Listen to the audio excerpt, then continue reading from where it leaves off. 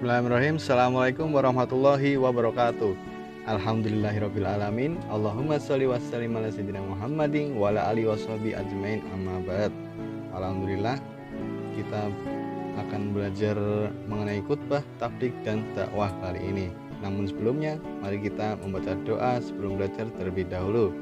Raditu billahi rabba wa bil islami dina wa bi muhammadin nabiyyina wa rasulah rabbi zidni ilma warzuqni fahma. Artinya, kami ridha Allah Subhanahu wa taala sebagai Tuhanku, Islam sebagai agamaku, Nabi Muhammad sebagai nabi dan rasulku. Ya Allah, tambahkanlah padaku ilmu dan berikanlah aku pengetahuan yang baik.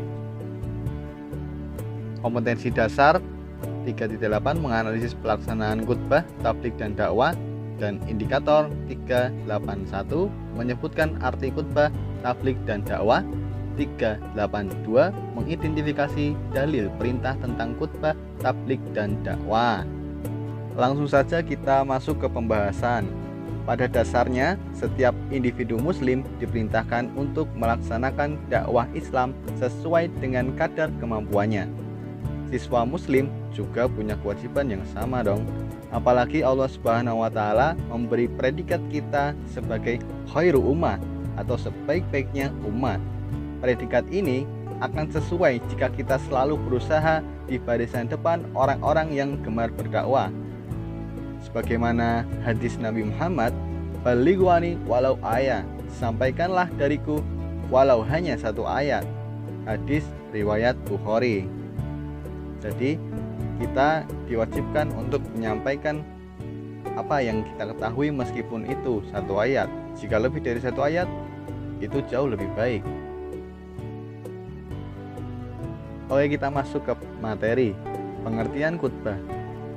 Khutbah berasal dari kata khotobah yaktubu khutbatan, bermakna memberi nasihat dalam kegiatan ibadah seperti sholat Jumat, sholat Idul Fitri, sholat Idul Adha, sholat istisqa, dan sholat khusuf. Kedua, untuk wukuf di padang Arafah. Yang ketiga, nikah. Menurut istilah, khutbah berarti kegiatan ceramah kepada sejumlah orang Islam dengan syarat dan rukun tertentu yang berkaitan langsung dengan keabsahan atau kesunahan ibadah.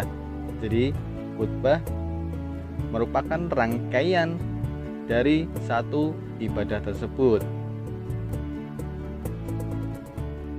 Selanjutnya, pengertian tabligh. Tabligh berasal dari kata balagha yuballighu tablighon, yang berarti menyampaikan, memberitahukan dengan lisan. Menurut istilah, tabligh adalah kegiatan menyampaikan pesan Allah Subhanahu wa taala secara lisan kepada satu orang Islam atau lebih untuk diketahui dan diamalkan isinya. Dalam pelaksanaan tabligh, seorang mubaligh atau yang menyampaikan tabligh biasanya menyampaikan tablighnya dengan gaya dan retorika yang menarik agar lebih mudah dipahami oleh pendengarnya. Ada pula sekarang istilah tabligh akbar, yaitu kegiatan menyampaikan pesan Allah Subhanahu wa taala dalam jumlah pendengar yang cukup banyak. Biasanya terjadi dalam satu event tertentu seperti peringatan Maulidul Rasul Muhammad sallallahu alaihi wasallam atau kegiatan Isra Mi'raj.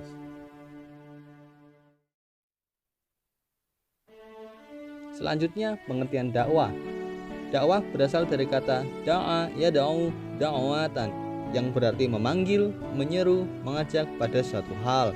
Menurut istilah, dakwah adalah kegiatan mengajak orang lain, seseorang atau lebih ke jalan Allah Subhanahu wa taala secara lisan atau perbuatan. Dalam kata lain, disebut dakwah bil lisan dan dakwah bil hal. Kegiatan dakwah ini bukan hanya ceramah, tapi juga aksi sosial yang nyata. Misalnya santunan anak yatim, sumbangan untuk membangun fasilitas umum, dan lain sebagainya. Selanjutnya, pentingnya khutbah.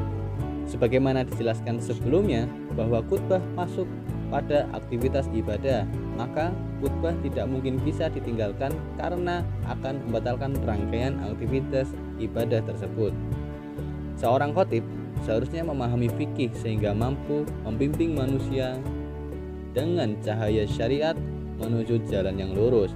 Seorang khotib harus memperhatikan keadaan masyarakat, kemudian mengingatkan mereka dari penyimpangan-penyimpangan dan mendorong kepada ketaatan kepada Allah.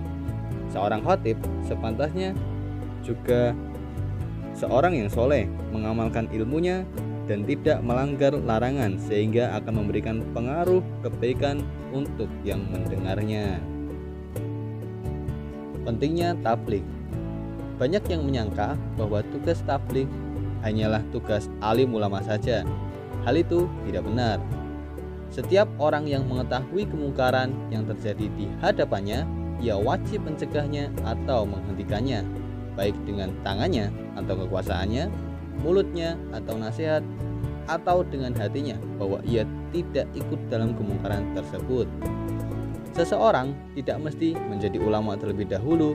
Siapapun yang melihat kemungkaran terjadi di hadapan matanya dan ia mampu menghentikannya, maka ia wajib untuk menghentikannya. Bagi yang mengerti suatu permasalahan agama, ia mesti menyampaikan kepada yang lain, siapapun mereka. Pentingnya dakwah. Salah satu kewajiban umat Islam adalah berdakwah.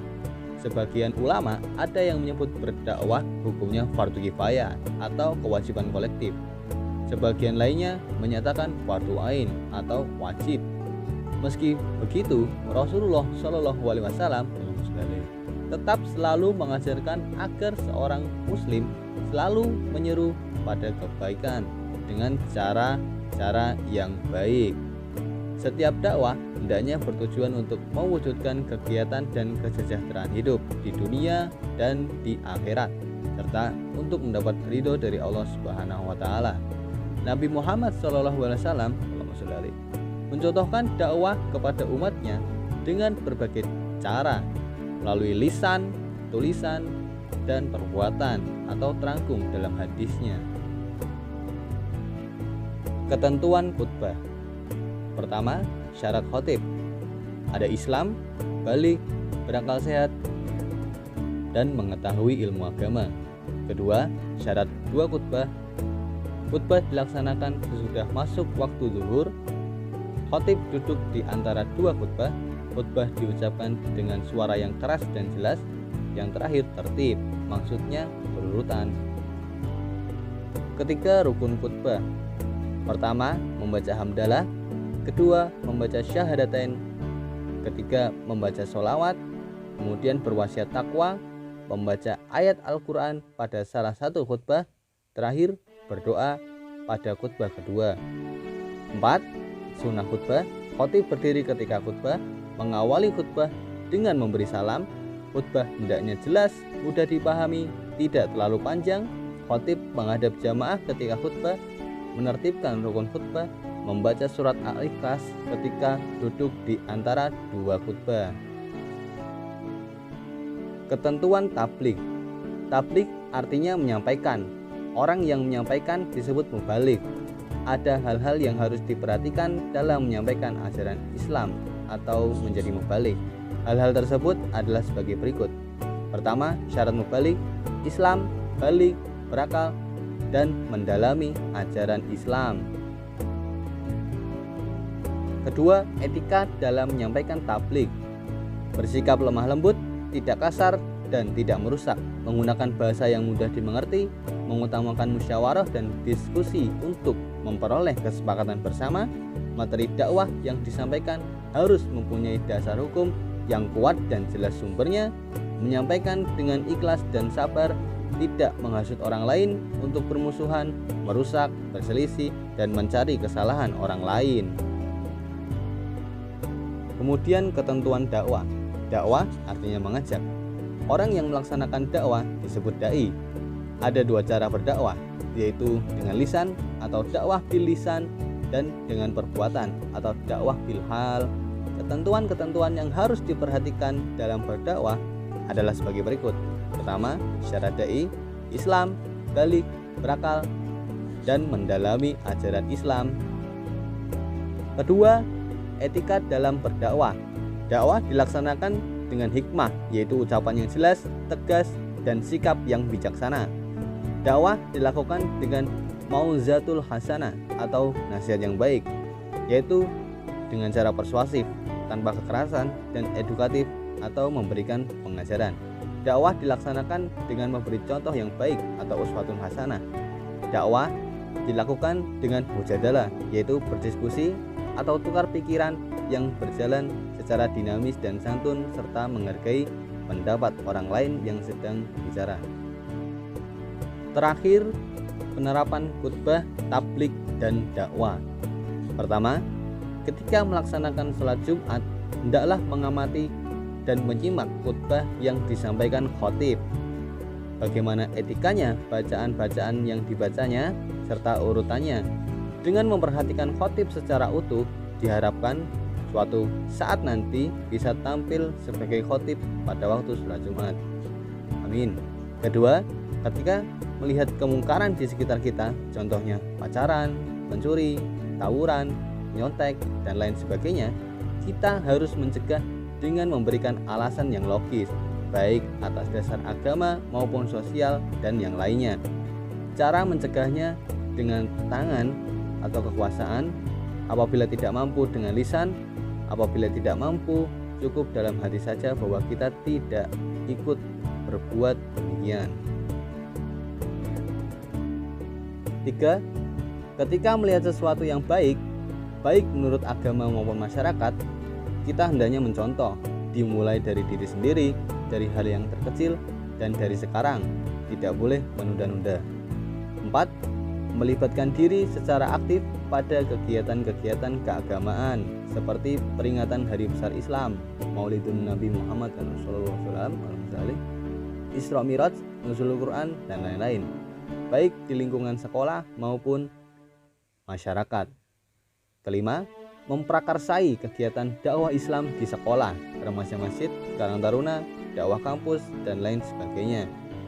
Jadi dengan kita menerapkan khutbah, tabligh, dan dakwah ini, insya Allah kita akan menjadi insan, kita akan menjadi hamba Allah yang taat, jauh dari segala larangan, dan dekat dengan segala yang diperintahkan Allah Subhanahu wa taala.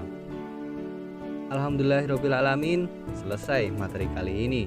Semoga kita benar-benar bisa menerapkan khutbah, tabligh, dan dakwah dalam kehidupan sehari-hari sehingga lebih menjadikan kita manusia yang bermanfaat. Sekian pemaparan dari kami. Wassalamualaikum warahmatullahi wabarakatuh.